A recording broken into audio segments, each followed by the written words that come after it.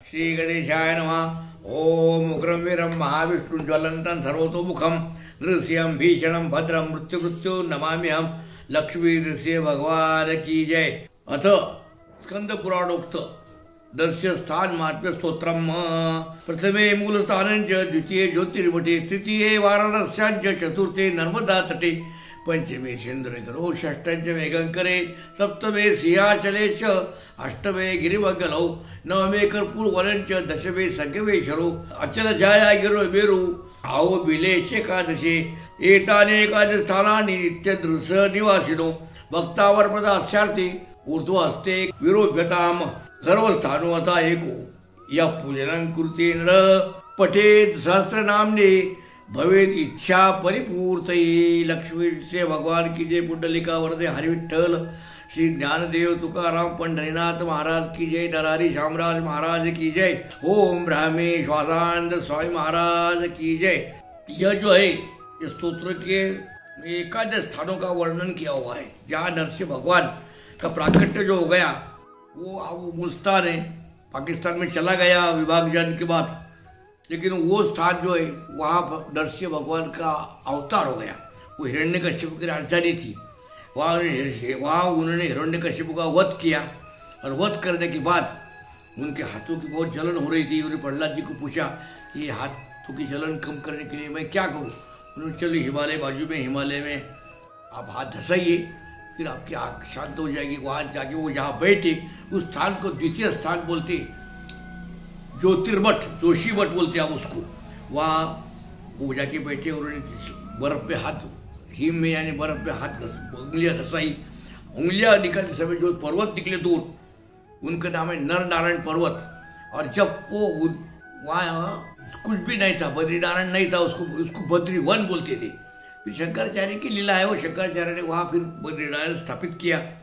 वो ज्योतिमठ का जोशी मठ जो है, ज्योतिर्मठ, वहाँ नरसिंह भगवान का दर्शन किए बगैर कोई बद्रीनाथ का दर्शन करेगा तो उसको दर्शन का फल मिलता नहीं, ये अनिवार्य है।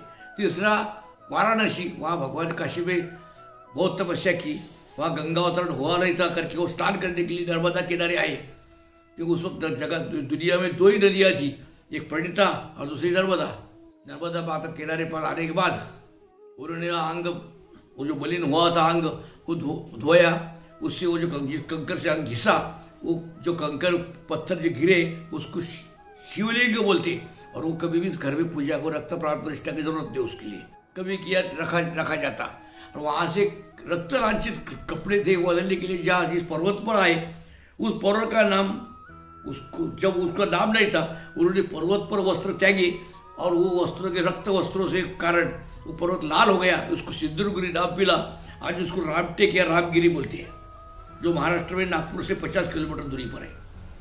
और वहाँ से यहाँ आए मेहकर को, ये षष्ठम स्थान है।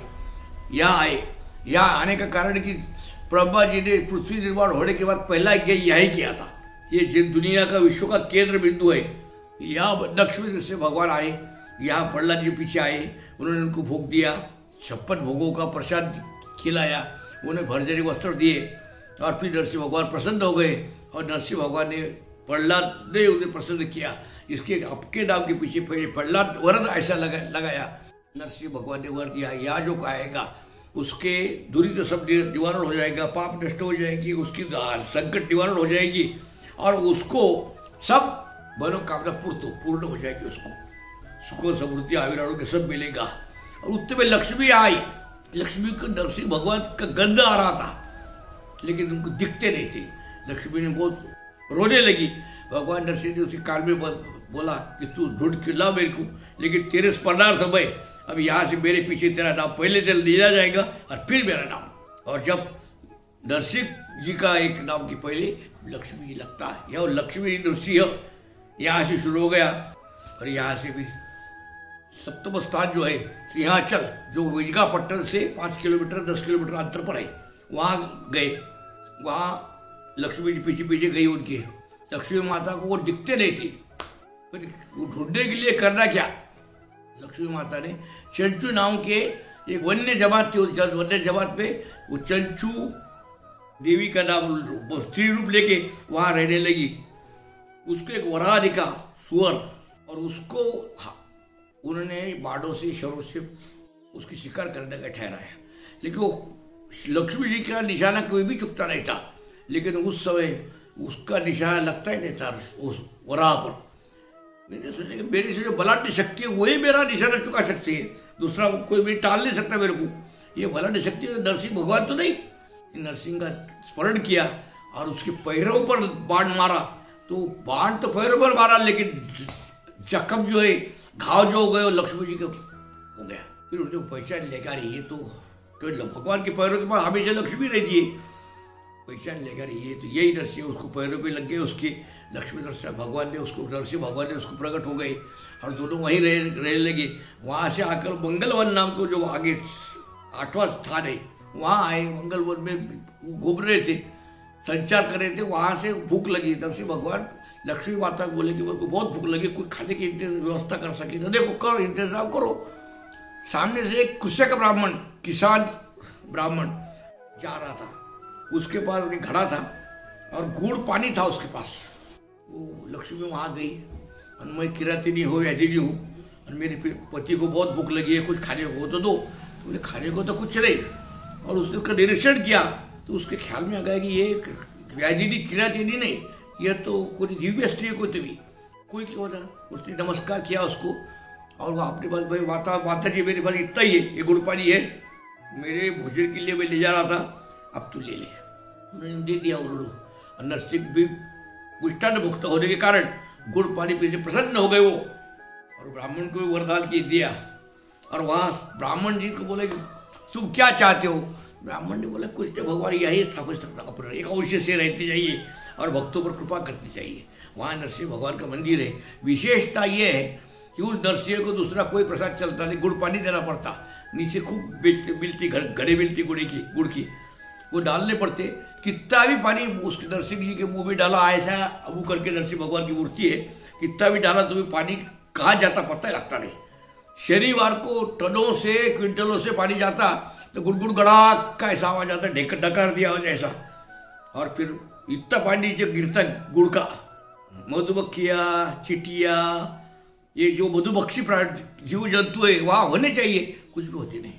ये आज भी जाकर देखने का चमत्कार है। और वहाँ से आगे कर्पूर नाम का एक वन है, वहाँ वो आए।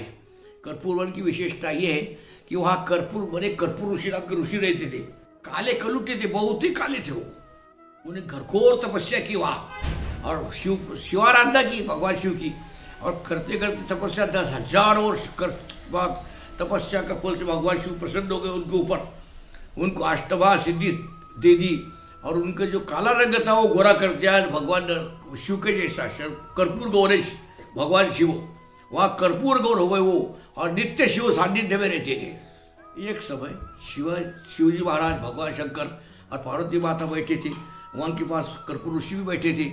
और उन्होंने सोचा कि आप इतने गोरे हैं, शिवजी भी गोरे हैं और पार्वती जी भी गोरी है, लेकिन इतनी सुंदर गोरीपार स्त्री इस विरागी को क्या स्मशान रक्षिणा पिशाचा सहस्रा, इनका स्वभाव ऐसा है, इनको इसका क्या उपयोग है। ये स्त्री को भी पति का क्या सुख मिलता होगा, ये पत्नी तो मुझे होना। वृत्ति बदल गई। अब ये उसके मन में विचार आते बराबर भगवान शिव ने वो पहचान लिया और उसको शाप देने के लिए आंखें खोली। वहाँ में नारद ऋषि वहाँ आए।